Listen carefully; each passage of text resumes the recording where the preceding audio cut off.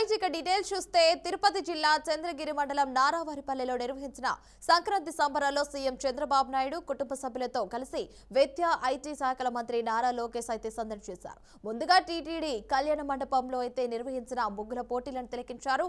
అనంతరం స్థానికంగా వివిధ పాఠశాలల విద్యార్థులతో నిర్వహించిన క్రీడా పోటీలను వీక్షించారు. ముఖ్యంగా క్రీడా పోటీలు అత్యంతరం ఆసక్తికరంగా సాగాయి. వివిధ క్రీడా పోటీలో విజేతలుగా నిలిచిన విద్యార్థులకు సీఎం చంద్రబాబు భువనేశ్వరి బహుమతులు అందజేశారు.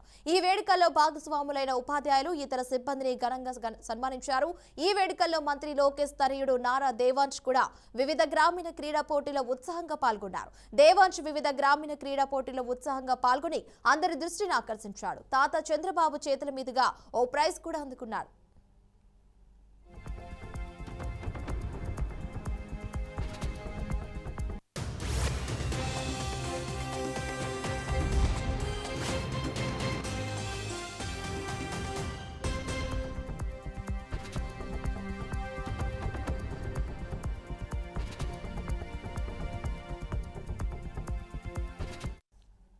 ఇక టీటీడీ కళ్యాణ మండపంలో నిర్వహించిన ముగ్గుల పోటీలను సీఎం చంద్రబాబు పరిశీలించారు. అనంతరం స్థానికంగా వివిధ పాఠశాల విద్యార్థుల కోసం ఏర్పాటు చేసిన క్రీడా పోటీలను తిలకించారు. ఈ పోటీలు అత్యంత ఉత్సాహభరితంగా సాగాయి. ఇక వివిధ క్రీడా విభాగాల్లో విజేతలుగా నిలిచిన విద్యార్థులకు సీఎం చంద్రబాబు నాయుడు భువనేశ్వరి బహుమతులు అందజేశారు.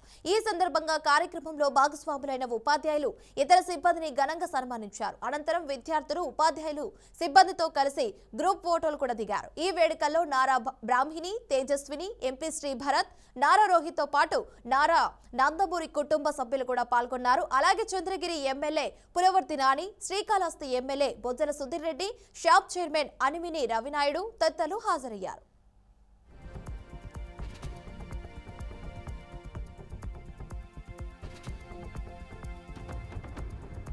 కాకినాడ జిల్లా రౌతులపూడి మండలం సార్లంకపల్లె అగ్ని ప్రమాదంపై వైసీపీ అధినేత జగన్ దిగ్భ్రాంతికైతే వ్యక్తం చేశారు. ఈ గిరిజన గ్రామంలో 38 పూరిళ్లు దగ్ధం కావడం కలిసివేసిందన్నారు. క్షణాల్లో ఊరంతా భస్మీపటలం కావడం విచారణకరమని కూడా ఆవేదన వ్యక్తం చేశారు. బాధితులు ఇబ్బంది పడకుండా ప్రభుత్వం అయితే అండగా నిలవాలని, వారికి వసతి, ఆహారం అందించాలని కోరారు.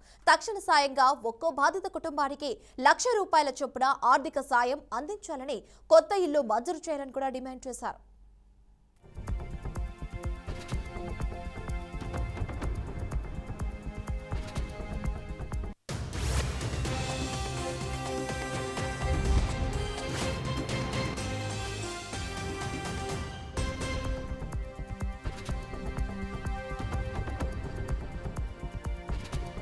రాజకీయ వేదికపై తరచుగా బద్ధశత్రువులుగా కనిపించే నేతలందరూ ఒక్కచోట చేరి సంక్రాంతి పండుగ జరుపుకుంటే ఎలా ఉంటుందో ఊహించగలరా? ఇప్పుడు ఆ ఊహకే అందని సన్నివేశం ఆర్టిఫిషియల్ ఇంటెలిజెన్స్ సాయంతో నిజమైంది. 2 తెలుగు రాష్ట్రాల ముఖ్య నేతలైన చంద్రబాబు, పవన్ కళ్యాణ్, జగన్, రేవంత్ రెడ్డి, కేసీఆర్, కేటీఆర్ ఇలా అందరూ కలిసి భోగి మంటలు వేయడం, పొంగలి వండటం, ఆవులకు నైవేద్యం చేయడం అనేది, గాలిపటాలు ఎగరవేయడం, ఒకరినొకరు స్వీట్లు పంచుకోవడం వంటి సంక్రాంతి సంబరాల్లో పాల్గొన్నట్లుగా సృష్టించిన క్రియేటివ్ ఏఐ వీడియో ఇప్పుడు సోషల్ మీడియాలో వైరల్ అయింది.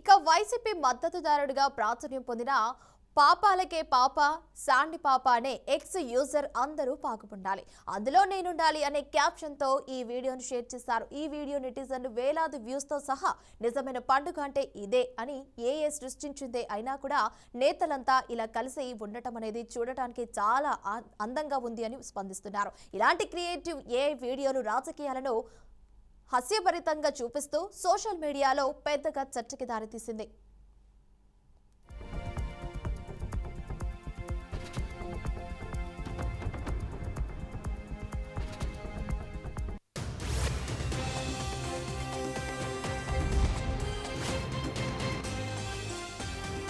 భూభారతిలో 1000 కోట్ల స్కామ్ జరిగిందా అంటే తవ్వే కొద్ది భూభారతి అక్రమాలు వెలుగు చూస్తున్నాయి. జిల్లాలో అయితే 70 కోట్ల స్కామ్ జరిగిందా? ఈ ప్రశ్నలకు అవునని సమాధానాలు వస్తున్నాయి. ధరణిలో సమస్యలు అని రద్దు చేసి భూభారతితో సమస్యలు పెంచారనే మాటలు కూడా వినిపిస్తున్నాయి. కాంగ్రెస్ ప్రభుత్వ భూభారతి పోర్టల్లో ఎన్నో లోపాలు ఉన్నాయనే వార్తలు కూడా వినిపిస్తున్నాయి. చలాన్లను ఎడిట్ చేసి చెల్లింపులు జరిగినట్లుగా స్కామ్ చేశారు. ఈ కుంభకోణంలో 116 మంది నిందితులు ఉన్నట్లుగా తెలిసిందే. నిందితుల్లో ఎక్కువ మంది మీ సేవ ఆన్లైన్ సేవ కేంద్రాల నిర్వాహకులుగా గుర్తించారు. జిల్లాకు 50 కోట్ల లెక్క వేసుకున్నా కూడా 1000 కోట్లకు పైగా స్కామ్ జరిగే అవకాశం కూడా ఉన్నట్లు అంచనా వేస్తున్నారు. ఇంత చిన్న లోపం గుర్తించకుండా పోర్టు తయారు చేయడంపై పలు అనుమానాలు కూడా వ్యక్తమవుతున్నాయి. ఇదేలా ఉంటే ఇప్పటికే రిజిస్ట్రేషన్లన్నింటినీ భూభారతి పరిధిలోకి తీసుకొస్తామని పొంగులేటి అయితే ప్రకటించారు. ఈ సమయంలో ఇది బయటకు రావడం చర్చకు దారితీసింది.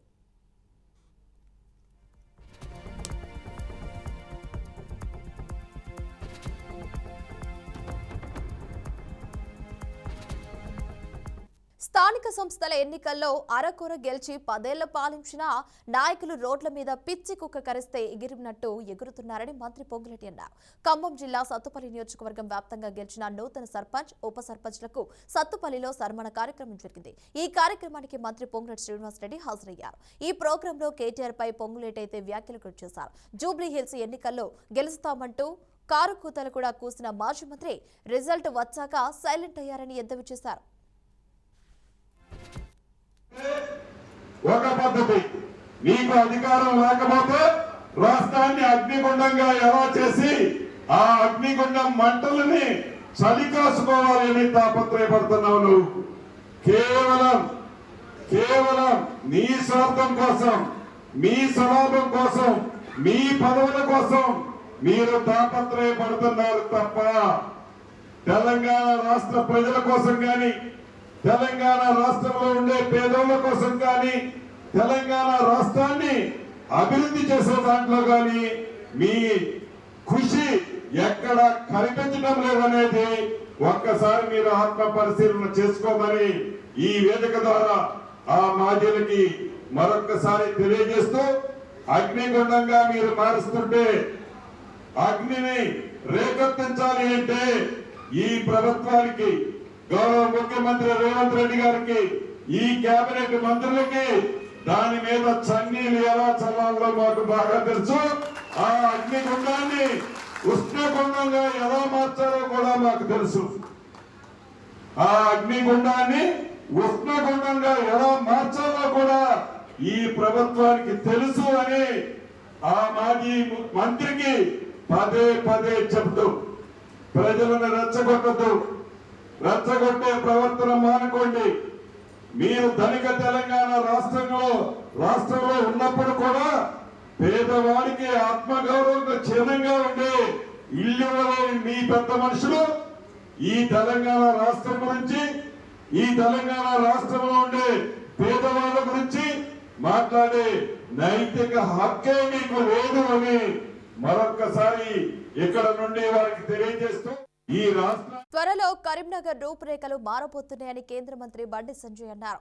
స్మార్ట్ సిటీ, స్వచ్ఛ భారత్, అమృత్ స్కీమ్ల ద్వారానే కరీంనగర్ అభివృద్ధి జరగబోతుందన్నారు.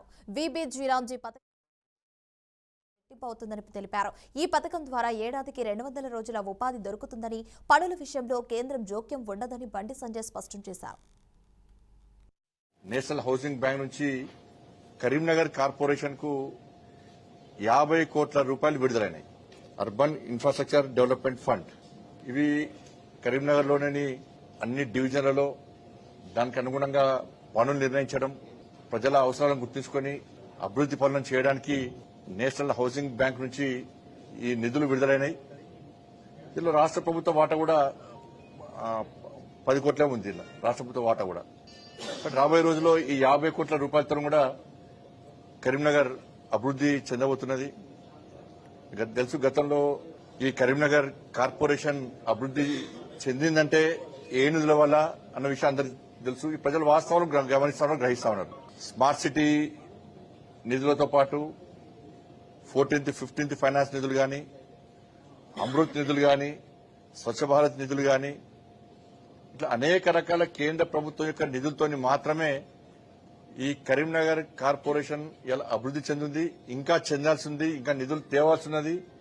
తేవడానికి మేము సిద్ధంగా ఉన్నాం. ప్రజలందరూ కూడా కరీంనగర్ కార్పొరేషన్ భారతీయ జనతా పార్టీకి అప్పయ్యపడంగా సిద్ధంగా ఉన్న విషయాన్ని అనేక సర్వేలు స్పష్టం చేస్తా ఉన్నాయి.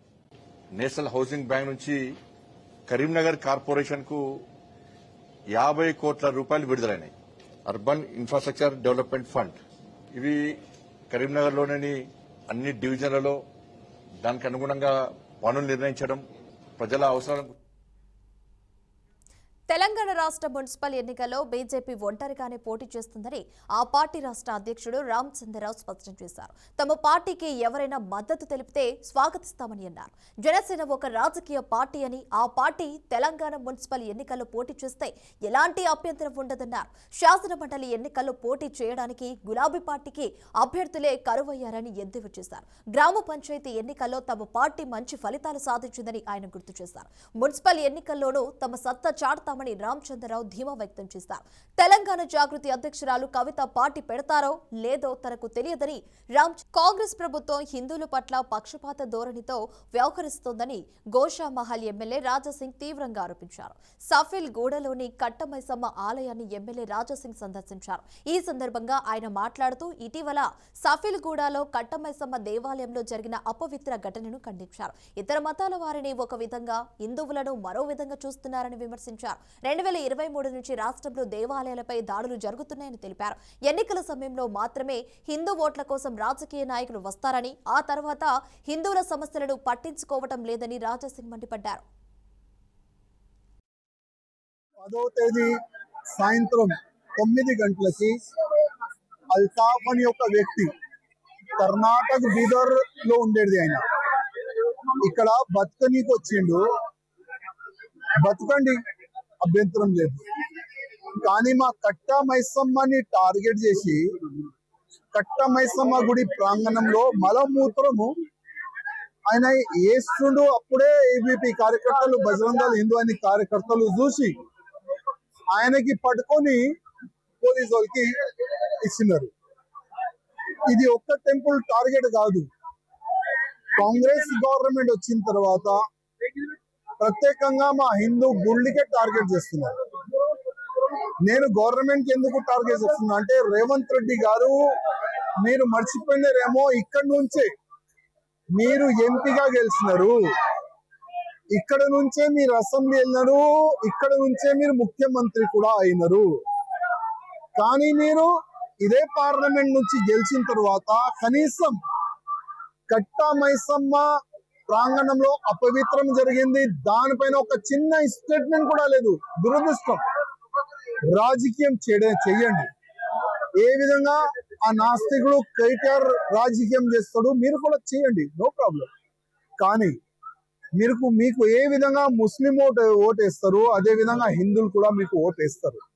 ఎక్కడైనా గుళ్ళు పైన దాడు గాని, హిందువుల పైన దాడు గాని జరిగితే కనీసం ఒక ముఖ్యమంత్రిగా సమ్మక్క సారలక్క జాతరను కుంభమేళాకు మించి ఘనంగా నిర్వహించాలని మంత్రులు సీతక్కనైతే, అల్లూరి లక్ష్మణ్ కుమారులైతే అధికారులను ఆదేశించారు. మేడారం సమ్మక్క సారక్క జాతరకు వచ్చే భక్తుల సౌకర్యార్థం ప్రత్యేక లోగో యాప్ను కూడా రాష్ట్ర మంత్రులు సీతక్క, అల్లూరి లక్ష్మణ్, సిఎస్ రామకృష్ణరావులు ఆవిష్కరించారు. ఈ ప్రత్యేక లోగో యాప్ ద్వారా ప్రజలకు రూట్ మ్యాప్ ద్వారా నేరుగా మేడారం చేరుకునే విధంగా ఉంటుందని, జాతరకు వచ్చే భక్తులకు సౌకర్యార్థం టాయిలెట్ బ్లాక్స్ కూడా, medical camps, traffic updates, help desk numbers, location వివరాలు ఉంటాయని తెలిపారు.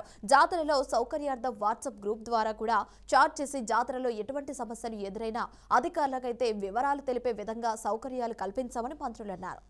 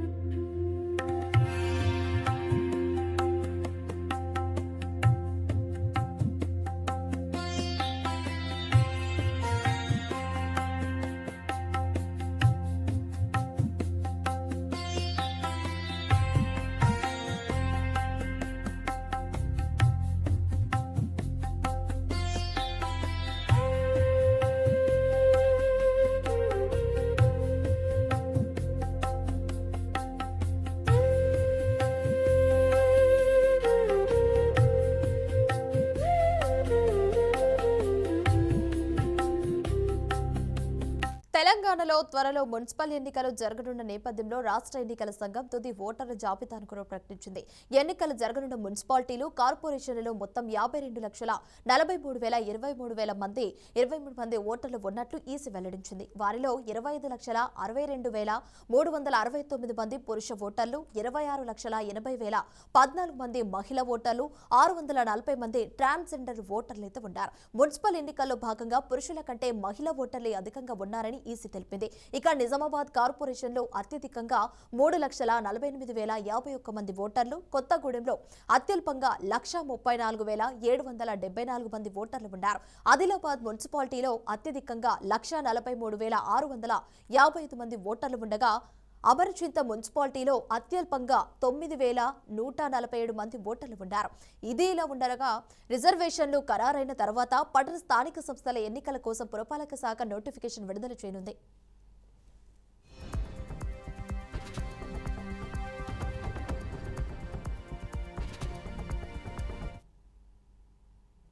టీడీపీ హయాంలోనే ఇరిగేషన్ ప్రాజెక్టుల నిర్మాణం, జలాశయాల అభివృద్ధి, నదుల అనుసంధానం వంటి భారీ పనులు జరిగాయని ఎమ్మెల్యే సోమిరెడ్డి చంద్రమోహన్ రెడ్డి అన్నారు.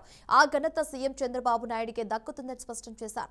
నెల్లూరు జిల్లా రావూరు మండలం కండలేరు జలాశయంను టీడీపీ నేతలతో కలిసి సోమిరెడ్డి సందర్శించారు. అనంతరం రాయలసీమ జలాలపై సోమిరెడ్డి పవర్ పాయింట్ ప్రెజెంటేషన్ ఇచ్చారు. ఈ సందర్భంగా ఎమ్మెల్యే మాట్లాడుతూ వైసీపీ నేతలకు రాయలసీమ లిఫ్ట్ ఇరిగేషన్ పై మాట్లాడే హక్కు లేదన్నారు.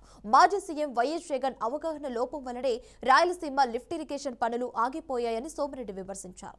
బిందు తుంపర్ల సేద్యం, డ్రిప్ అండ్ స్ప్రింక్లర్స్ 17-18 మా ఇండియాలో ఫస్ట్ వచ్చాం.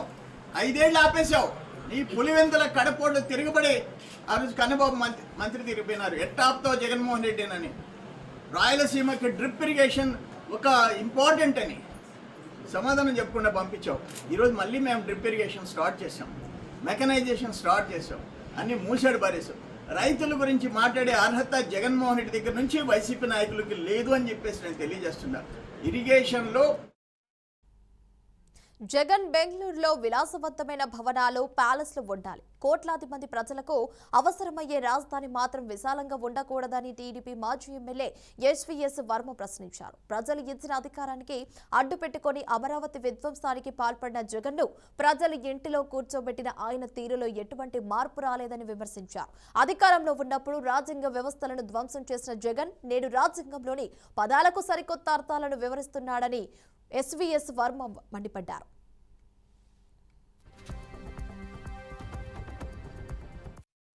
రాజధాని ఫౌండేషన్లు ఎక్కడికెక్కడ అయినాయి, కంప్లీట్ అయిన భవనాలు ఎక్కడికెక్కడ అయినాయి, స్లాబ్ లెవెల్లో ఉన్న భవనాలు ఎక్కడెక్కడ ఉన్నాయి, 175 నియోజకవర్గాల్లో నివసించే ప్రజలకి రాజధాని ఎంత ఉండాలో నువ్వే అర్థం చేసుకోవని చెప్పి ఈ సభాముఖంగా నేను తెలియజేస్తా ఉన్నా. అంతేగాని అర్థం పర్థం లేకుండా, ఆలోచన విధానం లేకుండా విమర్శించడం కరెక్ట్ కాదు. ఎట్టి పరిస్థితుల్లోనే రాజధాని టర్మ్లో పూర్తవుద్ది. ఇంకో టర్మ్ కూడా ప్రజలు ఆశీర్వదిస్తారు చంద్రబాబుని. ఇంకో టర్మ్ కూడా తెలుగుదేశం పార్టీ ఉంటుంది. 15 ఏళ్ళు తెలుగుదేశం పార్టీ అధికారంలో ఉంటుంది. ఇవాళ క్లియర్గా చంద్రబాబు నాయుడు గారి నాయకత్వంలో అమరావతి వేగం పుంజుకుంది. ఎక్కడికెట్ట అవుతా ఉంది, స్పీడ్ అవుతా ఉన్నాయి. అసెంబ్లీ కానీ, ఇటు మన హైకోర్టు భవనాలు కానీ, ఎమ్మెల్యే క్వార్టర్స్ కానీ, ఐఏఎస్ క్వార్టర్స్ కానీ, ఇప్పుడు సిఆర్డీఏ భవనం బ్రహ్మాండంగా ఉంది భవనం. జగన్మోహన్ రెడ్డి గారికి నేను తెలియజేసేది ఏంటంటే, మీరు మీ నాయకులు 175 నియోజకవర్గాల ఇన్ఛార్జీలు మీరు వస్తానంటే స్వయంగా బస్సులు పెట్టి అధికారులను తీసుకెళ్లి రాజధాని ఫౌండేషన్లు ఎక్కడికెక్కడ అయినాయి కంప్లీట్. వైఎస్ వివేకానందరెడ్డి హత్య కేసులో కీలక మలుపు చోటు చేసుకుంది. ఈ కేసులో పూర్తి స్థాయి దర్యాప్తు కొనసాగించాలని కోరుతూ ఆయన కుమార్తె డాక్టర్ సునీతారెడ్డి సుప్రీంకోర్టును మరోసారి ఆశ్రయించారు. హైదరాబాద్లోని సిబిఐ ప్రత్యేక కోర్టు ఈ కేసులో విచారణను కేవలం 2 పాత్రికైతే పరిమితం చేస్తూ ఇచ్చిన పాక్షిక ఉత్తర్వులను సవాల్ చేస్తూ ఆమె తాజా అప్లికేషన్ దాఖలు చేశారు. వివేక హత్య కేసు వెనుక ఉన్న అసలు సూత్రధారులు, రాజకీయంగా పెద్దల పాత్ర బయటపడాలంటే సంపూర్ణ దర్యాప్తు తప్పనిసరి పిటిషన్ను స్పష్టం చేశారు. పరిమిత అంశాలకే విచారణను కట్టడి చేయడం వల్ల నిజం వెలుగులోకి రాదని వాదించారు.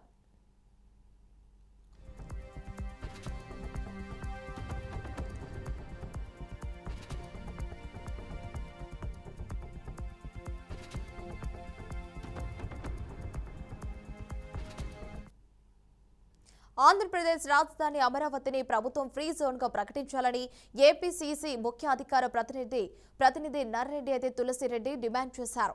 రాష్ట్ర ప్రజలందరికీ సమాన అవకాశాలు కల్పించాలని కేంద్ర రాష్ట్ర ప్రభుత్వాలకు విజ్ఞప్తి చేశారు. ప్రభుత్వ ఉద్యోగాల నియామకాలు, పదోన్నతులు, విద్యాసంస్థల్లో ప్రవేశాలు వంటి విషయాల్లో కూడా స్థానికేతర కోసం రాష్ట్రాన్ని 6 జోన్లుగా విభజించారని అన్నారు. 95% స్థానిక తమిళ స్టార్ హీరో విజయ్ నటించిన జననాయగన్ చిత్రమైతే సెన్సార్ సర్టిఫికేట్ ఇవ్వకపోవడం రాజకీయ దుమారం నింపుతోంది. ఈ అంశంపై లోక్సభ విపక్ష కాంగ్రెస్ నేత రాహుల్ గాంధీ ఎక్స్ ద్వారా స్పందించారు. తమిళ సంస్కృతిపై కేంద్రం దాడి జరుపుతోందని విమర్శించారు. జననాయగన్ సినిమాను కూడా అడ్డుకోవడం ద్వారా తమిళ సంస్కృతిపై కేంద్రం సమాచార ప్రసార శాఖ దాడి చేస్తుందని రాహుల్ విమర్శించారు. తమిళ ప్రజల వారిని కూడా అణిచివేయాలని మోదీ చేస్తున్న ప్రయత్నాలు సఫలం కావని కూడా అన్నారు. సంక్రాంతి సందర్భంగా ఈ నెల 9న జననాయగన్ విడుదల కావాల్సి ఉన్నప్పటికీ సెన్సార్ చిక్కుల వల్ల సినిమా వాయిదా పడింది. దీనిపై కోర్టులను ఆశ్రయించినప్పటికీ కూడా విడుదలలో జాప్యమైతే తప్పలేదు. అయితే సర్టిఫికేషన్ నిబంధనల పేరుతో కేంద్ర సమాచార ప్రచార శాఖ సినిమా క్లియరెన్స్ అయితే అడ్డుకుందనే ప్రచారం కూడా జరుగుతుంది. అయితే సినిమా సెన్సార్ చిక్కుల్లో పడటం విపక్ష నేతలు, తమిళ సినీ పరిశ్రమల వర్గాలు ముంచైతే విమర్శలు కూడా వెల్లువెత్తుతున్నాయి.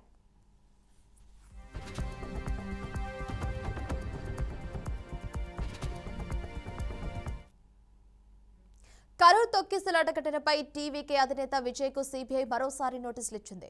ఈ నెల 19న మళ్లీ విచారణకు రావాలని సిబిఐ ఆదేశించింది. ఇప్పటికే నిన్న 7 గంటల పాటు విజయ్ ను సిబిఐ అధికారులు విచారించారు.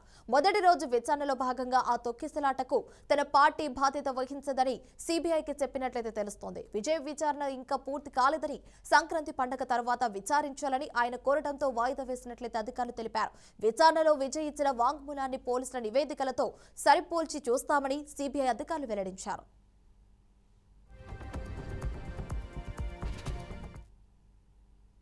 దేశవ్యాప్తంగా గిగ్ వర్కర్లకు అయితే ఊరట లభించింది. డెలివరీ రంగంలో తీవ్ర విమర్శలకు దారితీసిన 10 నిమిషాల డెలివరీ విధానానికైతే ముగింపు పడింది. గిగ్ వర్కర్ల స్విగ్గీ వర్కర్లైతే భద్రత సంక్షేమంపై వెల్లువెత్తిన ఆందోళనలపై కేంద్ర ప్రభుత్వం ఈ విషయంలో జోక్యం చేసుకుందనైతే తెరపడించింది. న్యూఢిల్లీలో క్విక్ కామర్స్ సంస్థల ప్రతినిధులతో కేంద్ర కార్మిక శాఖ మంత్రి మన్సుఖ్ మాండవీయ సమావేశమయ్యారు. గడువులోగా డెలివరీ చేయాలనే తీవ్ర ఒత్తిడితో డెలివరీ సిబ్బంది రోడ్లపై అయితే ప్రమాదకరంగా ప్రవర్తిస్తున్నారని, వారి భద్రతకు ప్రాధాన్యత ఇవ్వాలని మంత్రి ఈ సందర్భంగా సూచించారు. డెలివరీ సమయానికి సంబంధించిన కఠిన నిబంధనలను తొలగించాలని ఆయన కోరారు. మంత్రి సూచనలకు కంపెనీలు సానుకూలంగా స్పందించి ఈ హామీని స్వచ్ఛందంగా తొలగిస్తామని హామీ ఇచ్చారు. దీంతో బ్లింకిట్, జెప్టో, స్విగ్గీ, జొమాటో వంటి ప్రముఖ క్విక్ కామర్స్ సంస్థలు కూడా ఈ వేగవంతమైన డెలివరీ హామీని ఇకపై తమ యాడ్స్ లో, బ్రాండింగ్ లో ఉపయోగించకూడదని నిర్ణయించారు. ఈ నిర్ణయం వెలువడిన వెంటనే ప్రముఖ సంస్థ బింగ్లింగ్ తన బ్రాండింగ్ ను కూడా మార్చేసింది. 10,000కు పైగా ఉత్పత్తులు 10 నిమిషాల్లో డెలివరీ అనే పాత ట్యాగ్ లైన్లను కూడా తొలగించి దాని స్థానంలో 30కి పైగా ఉత్పత్తులను మీ ఇంటి వద్దకే అనే కొత్త ట్యాగ్ లైన్లను కూడా చేర్చింది. ఈ మార్పు ద్వారా డెలివరీ వేగం కట్టే సేవల నాణ్యతకు ప్రాధాన్యత ఇస్తున్నట్లయితే సంకేతాలు ఇచ్చింది.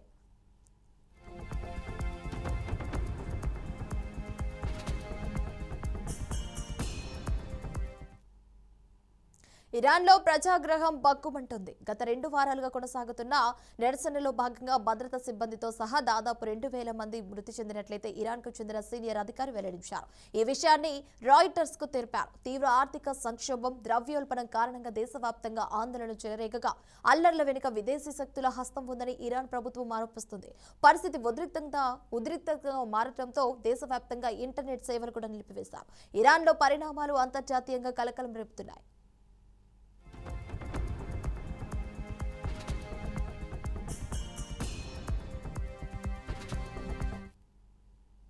వీధి కుక్కల అంశంపై సుప్రీంకోర్టు సంచలన వ్యాఖ్యలు చేసింది. వీధి కుక్కల దాడిలో చిన్నపిల్లలు, వృద్ధులు గాయపడితే వాటికి తిండి పెడుతున్న వారిదే పూర్తి బాధ్యత అని అత్యున్నత న్యాయస్థానం స్పష్టం చేసింది. వీధి కుక్కలపై తమ ప్రేమ ఉంటే వాటిని ఇంటికి తీసుకెళ్లి పెంచుకోవాలని కూడా కోర్టు సూచించింది. అంతేకాదు వీధి కుక్కల నియంత్రణపై కూడా తాము ఇచ్చిన ఆదేశాలను పాటించని రాష్ట్ర ప్రభుత్వాలపై సుప్రీంకోర్టు తీవ్ర అసంతృప్తి వ్యక్తం చేసింది. వీధి కుక్కల దాడిలో భాగంగా గాయపడిన వారికి పరిహారం రాష్ట్ర ప్రభుత్వాలే చెల్లించాలని ఆదేశించింది.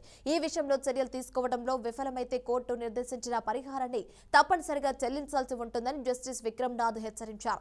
ఈ కీలక వ్యాఖ్యలు దేశవ్యాప్తంగా చర్చనీయాంశంగా మారాయి.